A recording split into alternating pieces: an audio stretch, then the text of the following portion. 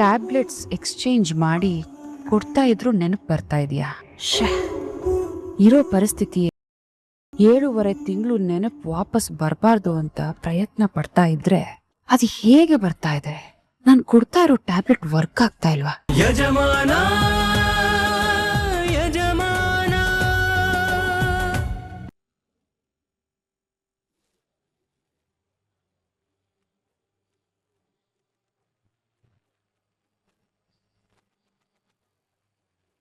ಇವಾಗ ಏನ್ ಹೇಳ್ತೀಯಪ್ಪ? ಸೊ ನೀವ್ ನನ್ನ ಸಾಯಿಸ್ಬೇಕು ಅಂತ ನನ್ ಕಾರ್ ಬ್ರೇಕ್ ಫೇಲ್ಯೂರ್ ಮಾಡ್ಸಿದ್ರಾ?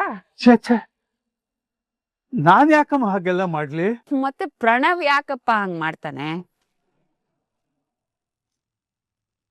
ನಮ್ ಎಲ್ಲಾರ ಕೈ ಮೇಲೆ ಹಾಕಿದ್ದು ನಾರ್ಮಲ್ ವಿಭೂತಿ, ಅದೇ ಪ್ರಣವ್ ಕೈ ಮೇಲೆ ಹಾಕಿದ್ದು ಕೆಮಿಕಲ್.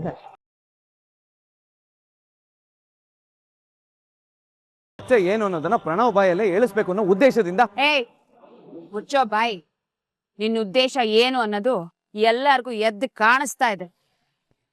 ನೋಡು ಜಾನ್ಸಿ, ಇವನ್ ಅದ್ಯಾವ್ದೋ ಕೆಮಿಕಲ್ ತಂದು ನಮ್ ಕೈ ಮೇಲೆಲ್ಲ ಹಾಕಿ ನಮ್ ಮಧ್ಯೆನೆ ಜಗಳ ಕ್ರಿಯೇಟ್ ಮಾಡಕ್ ಟ್ರೈ ಮಾಡ್ತಿದ್ದಾನೆ. ನೀವ್ ತಪ್ಪಾಗಿ ಅರ್ಥ ಮಾಡ್ಕೊಂಡಿದ್ದೀರಾ. ನಿಮ್ ಮಗ ನಿನ್ ಎಕ್ಸ್ಪ್ಲನೇಷನ್ ಅವಶ್ಯಕತೆ ಇಲ್ಲ. ಇವನ್ ಎಂತವನು ಅಂತ ಇವಾಗಾದ್ರೂ ಗೊತ್ತಾಯ್ತಾ? ಇವಾಗ ಇವನ್ ಇಂಟೆನ್ಷನ್ ಏನು ಅನ್ನೋದು ಅರ್ಥ ಆಯ್ತಾ? ಅಪ್ಪ, ಇದನ್ನೆಲ್ಲ ನೋಡ್ತಾ ಇದ್ರೆ ನೀನೇ ಈ ಯೂಸ್ಲೆಸ್ ಫೆಲೋನ ಯೂಸ್ ಮಾಡ್ಕೊಂಡು ನನ್ನನ್ ಮನೆಯಿಂದ ಹೊರಗಡೆ ಹಾಕಕ್ ಪ್ಲಾನ್ ಮಾಡ್ತಿದ್ಯಾ ಅಂತ ಅನ್ಸ್ತಾ ಇದೆ. ಏನ್ ಮಾತು ಅಂತ ಹೇಳ್ತಾ ಇದ್ದೀಯಮ್ಮ? ನಾನ್ ಅಂತ ನೀಚ್ ಕೆಲಸ ಮಾಡೋಣ? ಮತ್ ಇವನ್ ಈ ತರ ಎಲ್ಲ ಮಾಡ್ತಾನೆ ಅಂದ್ರೆ ಏನಪ್ಪ ಅರ್ಥ? Hello, excuse me, over acting ಮಾಡಬೇಡಿ. ಆಕ್ಟಿಂಗ್ ಮಾಡ್ತಿರೋದ್ ನೀನು. ಅದ್ರ ಅಗತ್ಯ ನನಗಿಲ್ಲ ರೀ. ನಿಮ್ ಮಗ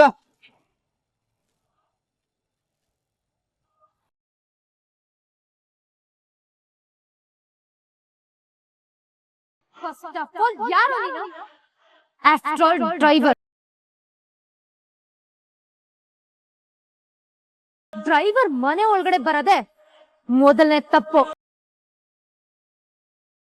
ಅಂತದ್ರಲ್ಲಿ ನೀನ್ ಹೇಗೋ ನಮ್ ಮನೆಯವ್ರ ವಿಷಯಕ್ಕೆ ಬರ್ತ್ಯಾ? ಒಂದ್ ವೇಳೆ ಏನಾದ್ರು ವ್ಯತ್ಯಾಸಗಳಾಗಿದ್ರು ಇದು ನಮ್ ಫ್ಯಾಮಿಲಿ ವಿಷಯ, ಅದನ್ನೆಲ್ಲ ನಾವೇ ಕ್ಲಿಯರ್ ಮಾಡ್ಕೋತೀವಿ. ಅದನ್ನ ಬಿಟ್ಟು ನಿನ್ನ ಇಂಟರ್ಫಿಯರ್ ಆಗೋದಕ್ಕೆ ಯಾರ್ ಪರ್ಮಿಷನ್ ಕೊಟ್ಟಿದ್ದೋ? ಮೇಡಮ್, ನೀವು ತಪ್ಪು ತಿಳ್ಕೊಂಡಿದ್ದೀರಾ. ಇವ್ರ ಮಗನ್ ಬಗ್ಗೆ ನಿಮಗ್ ಗೊತ್ತು.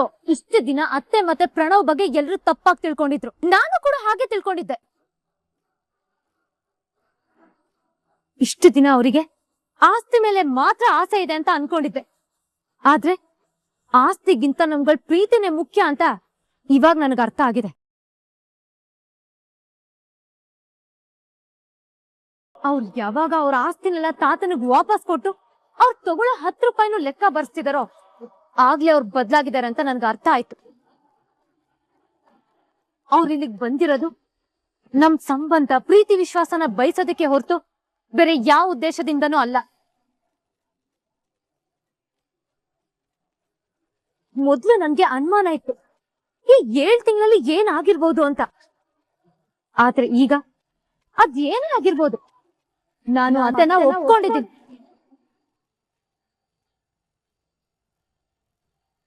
ಅವ್ರ ಬದಲಾವಣೆನ ಅವ್ರಿಡೋ ಪ್ರತಿ ಒಂದು ಸ್ಟೆಪ್ನು ಕೂಡ ನಾನು ಅಬ್ಸರ್ವ್ ಮಾಡ್ತಿದ್ದೀನಿ. ಅಂತದ್ರಲ್ಲಿ ಅವ್ರು ಯಾಕೋ ಇಂತ ಕೆಲಸ ಮಾಡ್ತಾರೆ? ಪ್ಲೀಸ್ ಮೇಡಮ್, ನನ್ನ ಮಾತು ಕೇಳಿ. ನಮ್ ಫ್ಯಾಮಿಲಿಗೆ ನೀನ್ ಯಾರು ಅಂತ ನಾನ್ ನಿನ್ ಮಾತು ಕೇಳ್ಬೇಕು.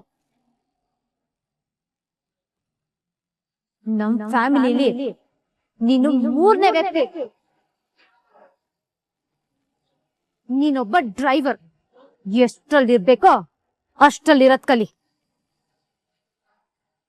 ಅದನ್ನ ಬಿಟ್ಟು ನಮ್ ಫ್ಯಾಮಿಲಿ ಬಗ್ಗೆನೆ ಮಾತಾಡಿ ನಮ್ಮಲ್ಲೇ ಡಿಫ್ರೆನ್ಸ್ ಕ್ರಿಯೇಟ್ ಮಾಡೋದಕ್ಕೆ ನೋಡಿದ್ರೆ ಸರಿ ಇರಲ್ಲ. ಈ ಕ್ಷಣದಿಂದ ನಿನ್ ಕೆಲ್ಸ ಎಷ್ಟಿದ್ಯೋ ಅಷ್ಟೇ ಮಾಡ್ಬೇಕು. You understand?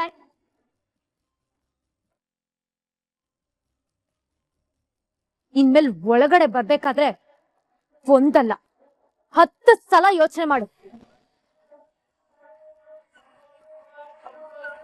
ಒಂದು ವೇಳೆ ಬಂದ್ರು ನಿನ್ ಕೆಲ್ಸ ಎಷ್ಟಿದ್ಯೋ ಅಷ್ಟನ್ ಮಾತ್ರ ಮಾಡು.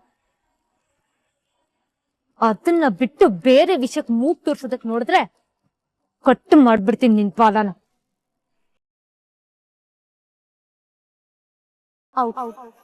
Get out!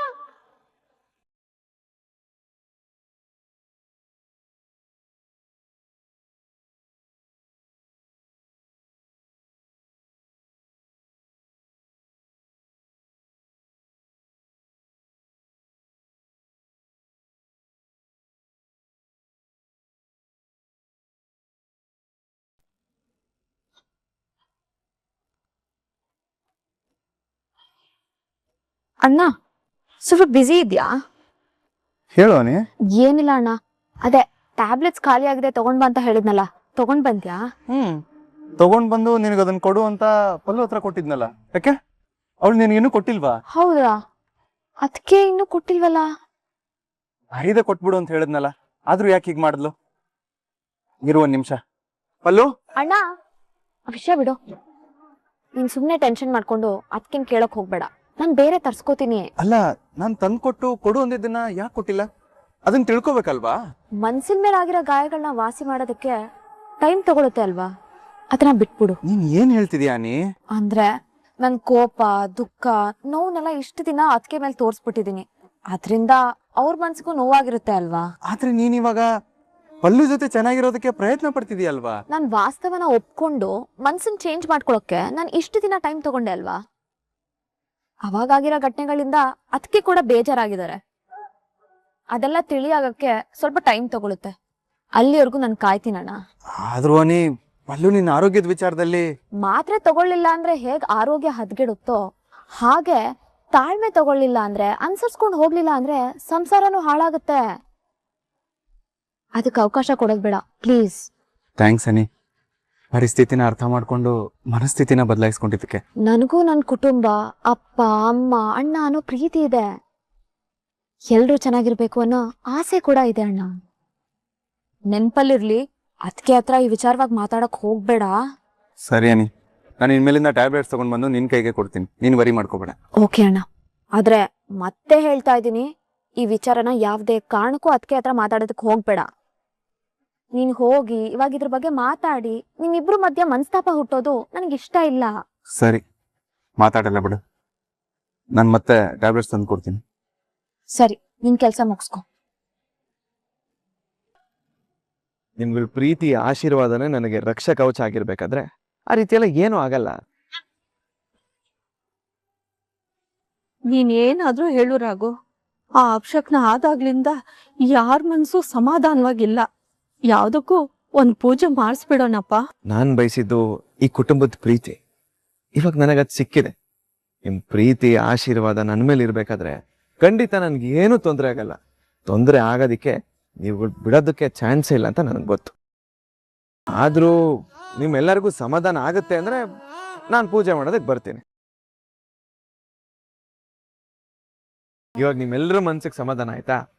ಇವಾಗ ನೀವೆಲ್ಲರೂ ನೆಮ್ಮದಿಯಿಂದ ಇರಿ, ನಾನು ಅಷ್ಟೇ ಸಂತೋಷವಾಗಿರ್ತೀನಿ.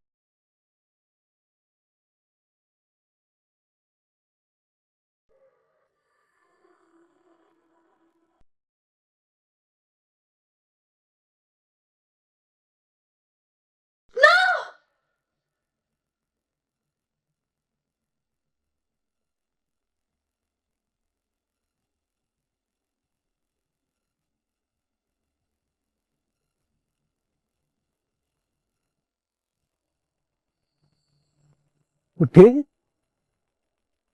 ಯಾಕಮ್ಮ ಆ ಥರ ಕಿರ್ಚ್ಕೊಂಡೆ? ಯಾತಕ್ ಗಾಬರಿ ಆಗಿದ್ಯಾ? ನೀರ್ ಕುಡಿತೀಯಾ? ತಾತ, ನಾನ್ ನೀರ್ ಕುಡ್ದೆ. ಅದ್ ಸರಿ, ನೀವ್ಯಾಕಿನ್ನು ಮಲ್ಗಿಲ್ಲ? ಇಲ್ಲಮ್ಮ, ಯಾವ್ದೋ ಸಂಸಾರದಲ್ಲಿ ಕಿತ್ತಾಟ ಅಂತ ಒಂದು ಕಾದಂಬರಿ ಓದ್ತಾ ಇದ್ನಮ್ಮ, ತಲೆ ಕೆಟ್ಟೋಯ್ತು. ಹಾಗೇ ಕೂತ್ಕೊಂಡು ಯೋಚನೆ ಮಾಡ್ತಾ ಇದ್ದೆ, ನೀನ್ ಕಿರ್ಚಿ ಶಬ್ದ ಕೇಳ್ತು, ಅದಕ್ಕೆ ಏನಾಯ್ತು ಅಂತ ಬಂದೆ. ಪುಟ್ಟಿ, ಏನಾಯ್ತಮ್ಮ? ಟ್ಯಾಬ್ಲೆಟ್ಸ್ ಎಕ್ಸ್ಚೇಂಜ್ ಮಾಡಿ ಕೊಡ್ತಾ ಇದ್ರು ನೆನಪು ಬರ್ತಾ ಇದೆಯಾ? ಇರೋ ಪರಿಸ್ಥಿತಿ 7.5 ತಿಂಗಳು ನೆನಪು ವಾಪಸ್ ಬರಬಾರ್ದು ಅಂತ ಪ್ರಯತ್ನ ಪಡ್ತಾ ಇದ್ರೆ ಅದು ಹೇಗೆ ಬರ್ತಾ ಇದೆ? ನಾನು ಕೊಡ್ತಾ ಇರೋ ಟ್ಯಾಬ್ಲೆಟ್ ವರ್ಕ್ ಆಗ್ತಾ ಇಲ್ವಾ? ಮತ್ತೆ ನಿನ್ಗೆ ಅದೇ ತರ ಕನ್ಸೇನಾರು ಬಿತ್ತೇನಮ್ಮ? ಅದೇ ಯಾರೋ ಗಂಡಸು ನಿನ್ನ ಹಿಂದೆ ಅರ್ಶನದ ನೀರು ಹಿಡ್ಕೊಂಡು ಓಡ್ ಬಂದ, ಅಂತೆಲ್ಲ ಹೇಳಿದ್ಯಲ್ಲ, ಅದೇ ತರ ಕನ್ಸು ಬಿತ್ತ? ಇಲ್ಲ ತಾತ, ಮತ್ತೆ ಕನ್ಸ್ ಬಿದ್ದಿದ್ದೇನೋ ನಿಜ, ಹಾ ಆದ್ರೆ ಬಿದ್ದಿದ್ದು ಆ ಕನ್ಸಲ್ಲ. ಮತ್ತೆ ನನ್ ಕನ್ಸಲ್ಲಿ ಅಮ್ಮ ಬಂದಿದ್ರು ತಾತ.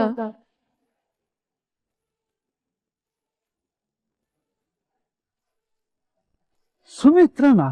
ಹೌದು ತಾತ, ಇವತ್ ನನ್ ಕನ್ಸಲ್ಲಿ ಅಮ್ಮ ಬದುಕಿದಾಗ ಅನ್ನಿಸ್ತು. ನಿದ್ದೆ ಬರ್ದೆ ಒತ್ತಾಡ್ತಿದ್ ನನಗೆ ಅಮ್ಮ ಲಾಲಿ ಹಾಡಿ ನನ್ನ ಮಲಗಿಸ್ತಾ ಇದ್ದಾಗ ಕನಸ್ಬಿತ್ತು ತಾತ. ಪರವಾಗಿಲ್ವೇ? ಕರಳಿನ ಕೂಗು ಜೋರಾಗೆ ಕೂಗ್ತಾ ಇದೆ. ಅಷ್ಟೇ ಅಲ್ಲ ತಾತ, ಯಾವುದೋ ಒದ್ದಾಟದಲ್ಲಿದ್ದ ನನಗೆ ಅಮ್ಮನೇ ಸಮಾಧಾನ ಮಾಡಿದ್ದು.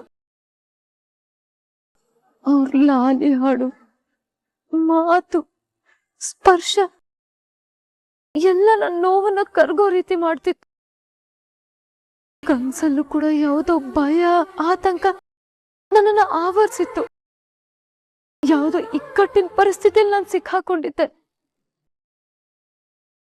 ನಿಜ ತಾತ, ನಾನ್ ಯಾವತ್ತೂ ಅಂತ ಸಿಚುವೇಶನ್ ಫೇಸ್ ಮಾಡೇ ಇರ್ಲಿಲ್ಲ. ಆ ರೀತಿ ಪ್ರಾಬ್ಲಮ್ ಬಂದಿತ್ತು. ನನ್ ಏನ್ ಮಾಡ್ಬೇಕಂತ ಗೊತ್ತಾಗ್ದೆ ಕಳ್ದೋಗಿದ್ದೆ ತಾತ. ಆಗ ಅಮ್ಮ ಬಂದ್ರು. ಅವ್ರ ಪ್ರೀತಿ ಮಾತು ನನ್ಗೆ ಧೈರ್ಯ ಕೊಡ್ತು, ನನ್ಗೇನೋ ಒಂಥರ ಶಕ್ತಿ ಕೊಡ್ತು. ಅವ್ರ ಸಮಾಧಾನನೇ ನನ್ಗೆ ನೆಮ್ಮದಿ ಅನ್ನಿಸ್ತು. ಅದು ಕನ್ಸಾಗಿದ್ರು ಅಮ್ಮ ಇದ್ದಿದ್ರೆ ಕಷ್ಟ ಕೂಡ ಹಗುರ ಆಗ್ತಿತ್ತು ಅಂತ ಅನಿಸ್ತಿತ್ತು ತಾತ. ತಾಯಿ ಪ್ರೀತಿ ಅಂದ್ರೆ ಹಾಗೆ ಅಲ್ವಾ ಪುಟ್ಟಿ? ತಾಯಿ ಅಂದ್ರೆ ಅದೊಂದು ವ್ಯಕ್ತಿ ಅಲ್ಲಮ್ಮ, ಅದೊಂದು ದಿವ್ಯವಾದ ಶಕ್ತಿ. ಅವಳ ಮಾತಿದೆಯಲ್ಲ, ನೊಂದವರಿಗೆ ಮದ್ದಾಗುತ್ತಮ್ಮ.